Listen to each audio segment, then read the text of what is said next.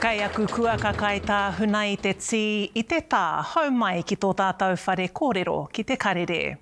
Kua iwa tau e wānangahi ana, e whiriwhirihi ana, ka tahi nei ka oti. Kua puta te ihu o te pire whakatau I ngā kreme tiriti o Ngā Hapū o Te Iwi o Whanganui I tōna pānuitanga tuatahi.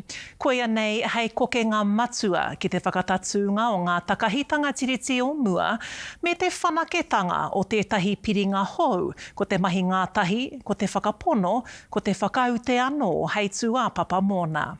E mea nei te pūrongo a Te Kakenga Kawiti-Bishara no Taiuru. E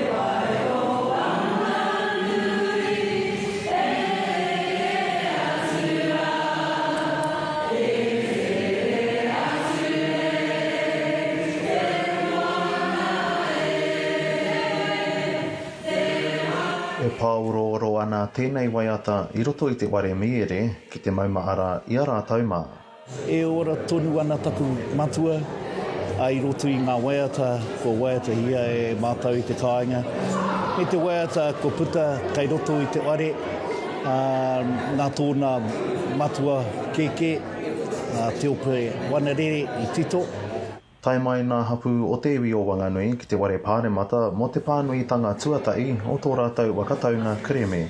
E kore rawa e ngoi kore haere me kira ngā maara ki tōku pāpā te ana tipa I te mea apōpō, te kaumārua ngā tau ko hipa ki rongi aia ko inga ki konei ki te Whanganui a tara.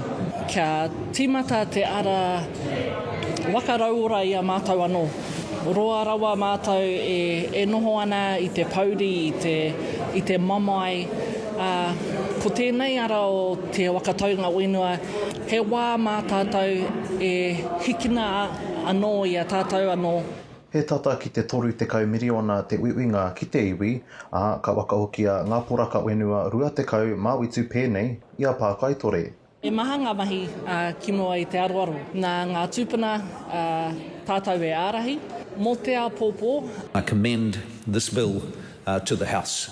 E rua wiki ki muri tuku te minita I te wakapaha matua a te karauna I nā enei he kōkiri I te pire. It was only 11 days ago that we were together on Kai Whaiki Pā on the banks of the Whanganui River to sign Hei Rau Tuku Tuku, the Ngā Hapū o Te Iwi o Whanganui deed of settlement. Ka oki maara ake anō rā ki ngā mate uua, ko para ake anō rā te uara I mō mātou te waiwai atu I a rātou. Kia waka tūtuki I ake ngā wawata, ngā moimoi a o rātou. Ngā Hapū o Te Iwi o Whanganui Claims Settlement Bill seeks to give effect to the settlement package, which provides for financial and commercial redress of 30 million. It includes the transfer of forestry land and the Te Puna Hāpori site, Whanganui Intermediate School and the former Ara Moho School. Te tomokanga ki te matapi I tūpaua te uku tūpaua te rin paupaua maira o ngā mātāpono toitu te kupu toitu te man toitu te wenua e tomokia. Te ua nei kua tata ea te hara a te karauna ki te iwi nei mo ana ma I pakanga I nā tau kota I mano e waru wā te kau.